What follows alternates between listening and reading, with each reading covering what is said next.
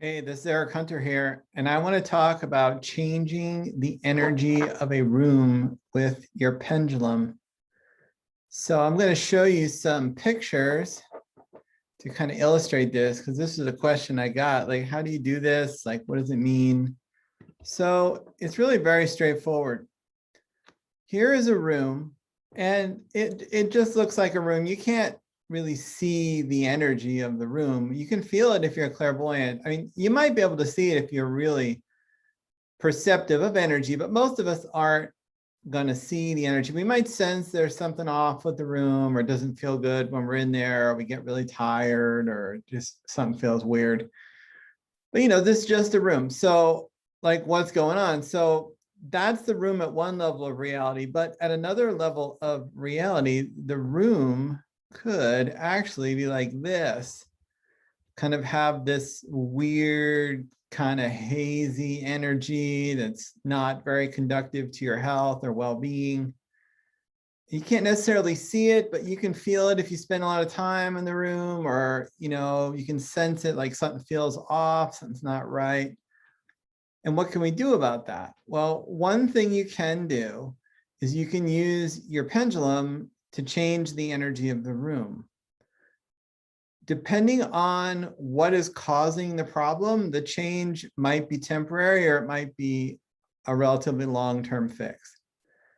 For example, you could have someone, like, let's say this was a hotel room, right? And the previous couple that was in this hotel room was fighting a lot or something, or the person that was in there was very angry. There could be this nasty, like, haze energy just hanging out in there because nothing has happened to shift the energy dynamic. Yeah, sure, a couple people came in to clean it, but maybe they were under stress, having to clean all these rooms, not getting paid very much. So, the energy is really crappy. It's really bad in the room. Well, in that case, if you go in and do the pendulum work and change it, it's probably going to be a quick fix that will last for a long time, especially if you stay in a relatively high vibration. Now, the other situation that can occur is there can be a geopathic stress influencer that's making this room this way. And there are a lot of different, I have an entire course on that. So you would have to really dig into that. But this procedure I'm going to show you will temporarily change the energy, but it might revert back if there is an outside source of stress. So let's just say the neighbors are always, bad or something. Like, they could be sending you wonky energy through the walls. Obviously the solution is doing healing on them. Or maybe there's a hospital next door, or something funky like a graveyard, or the building is in some weird geological location where something weird is happening energetically, and it's making the room bad, even if you shift it. So, this may require more than this simple fix, but I'm just going to show you the simple fix, because you always start with the simple thing first. And then if you need more work, you go to the next step. Like I said, I have a whole course to help you figure out what the next step could be. It's called Geopathic Stress Healing with Pendulums. I'll put a link below. All right, so what do you do? So you're going to take your pendulum. You're basically just going to use commands. So the simplest command is change the energy of this room to blue-green if it's in my highest good and the highest good of all concerns. I'll do it, pendulum. Change the energy of this room to blue-green. It's in my highest good and the highest good of all concerns. Now you see how my pendulum went really quick? It didn't take very long. So the energy is already pretty good in this room. So I didn't really need to do much. But if it was in another room, I'd take a little bit longer.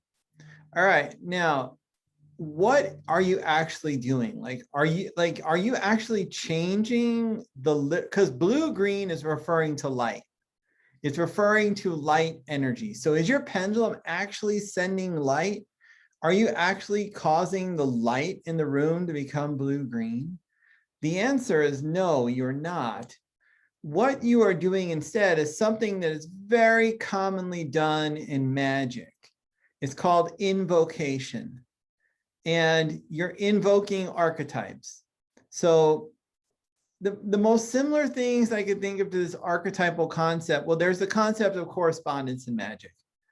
Like red is love, green is growth, black is ending things. or binding things. So like there's this idea that like in magic that there's correspondence, like one thing symbolically represents another thing. And if you call upon that one thing, you get the power of the other thing. That is one kind of way to look at it. Another way is like Carl Jung talked about like archetypes, like there are these things in the collective field of energy that are archetypal forces, like a mother, father, I don't know, different archetypal forces. You could call upon them. This is where magic would come in. You call upon them and you bring them in and you have them do things for you, or you use the power of that force. That's very common in magic in all sorts of ways. And there are some other things too, but basically what I feel is that these energies are based on the sun.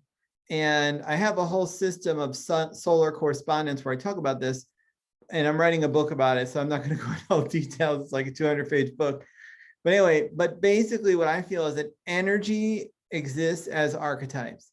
These archetypes can be called upon using your pendulum. You can invoke these archetypes and you can bring them to a person or situation. So whenever you say change the energy of the room to blue-green, it's not literally bringing in blue-green light.